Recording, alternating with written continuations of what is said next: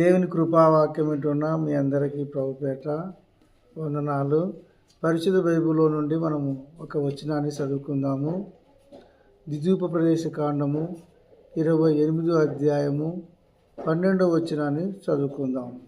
యెహోవా నీ దేశం మీద వర్షము దాని కాలమందు కురిపించుటకును, నీవు చేయి కార్యమన్నిటినీ ఆశీర్వదించుటకును ఆకాశమును తన మంచి ధననిధిని తెచ్చును.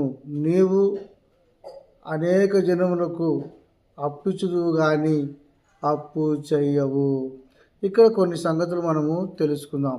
మొదటి మాట మనం జ్ఞాపకం చేసుకున్నట్టయితే, యెహోవా నీ దేశం మీదికి వర్షము దాని కాలమందు కురిపించును. ఇప్పుడు ఏ కాలం అని మనం ఒకసారి జ్ఞాపకం చేసుకున్నట్టయితే ఎండాకాలం. ఎండాకాలము ఖచ్చితంగా ఎండ వస్తుంది. అలాగే వర్షకాలము దాని కాలమందు మీ దేశం మీదకి వర్షము ఖచ్చితంగా ఆయన కురిపిస్తాడు.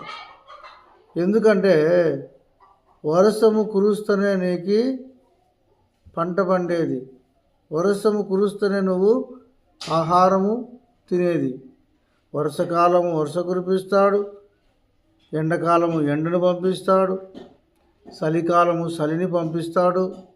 ఏ కాలమున ఆ కాలము ఖచ్చితంగా ఆయన నిర్వహిస్తాడు.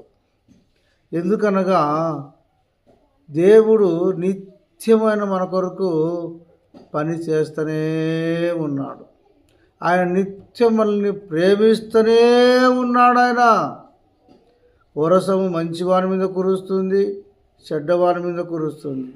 ఎండ మంచివారి మీద కురుస్తుంది, చెడ్డవారి మీద కురుస్తుంది. చలి మంచివారి మీద కురుస్తుంది, చెడ్డవారి మీద కురుస్తుంది. దేవుడు అందరినీ ప్రేమిస్తూ ఉన్నాడు. ఆయన ప్రేమిస్తున్నాడు కనుకనే వర్షకాలము వర్షము కురిపిస్తాడు, ఎండాకాలము ఎండను పంపిస్తాడు. కాబట్టి యెహోవా నీ దేశం మీదకి వర్షము దాని కాలమందు కురిపించును. ఒకటి. రెండో మాట మనం జ్ఞాపకం చేసుకున్నట్టయితే, నీవు చేయి కార్యం అన్నిటినీ ఆయన ఆశీర్వదించుటకును. నువ్వు ఏ కార్యము చేసినా సరే ఆ కార్యాన్ని దేవుడు ఏం చేస్తాడు? ఆశీర్వదిస్తాడు, దీవిస్తాడు. దేవుని దీవెన నీకు కావాలంటే, దేవుని వర్షం నీకు కావాలంటే నిజంగా దేవునికి మనం ఇష్టముగా ఉన్నాం. దేవుడు చేసిన ప్రతి ఒక్క మేలును బట్టి దేవునికి కృతజ్ఞతాస్తుతులు చెల్లిద్దాం. వర్షము కురిపించిన దేవునికి కృతజ్ఞతాస్తుతులు చెల్లిద్దాం. అలాగే నువ్వు చేసే కార్యములన్నింటినీ దేవుడు ఏం చేస్తాడు? ఆశీర్వదిస్తాడు. అందుకు దేవునికి స్తుతులు చెల్లిద్దాం. రెండు.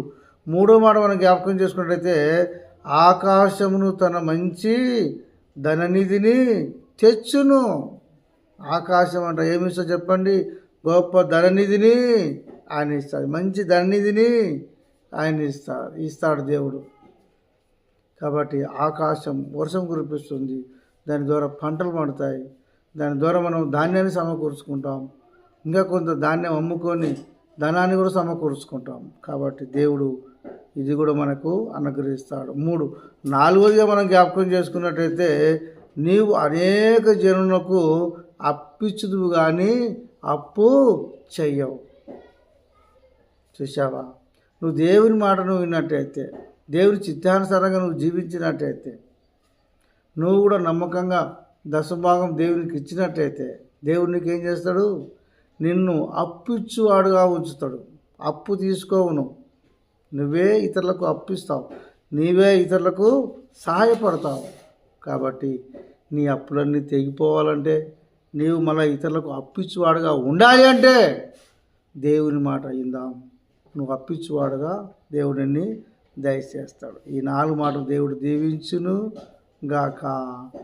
ఆమేన్. మొదటి మాట మనం జ్ఞాపకం చేసుకున్నట్టయితే, నీ సమయానికి ఆయన వర్షము కురిపిస్తాడు. తర్వాత నీ కార్యములను ఆయన ఆశీర్వదిస్తాడు. తర్వాత ఆకాశము నీకు ధననిధిని ఇస్తుంది.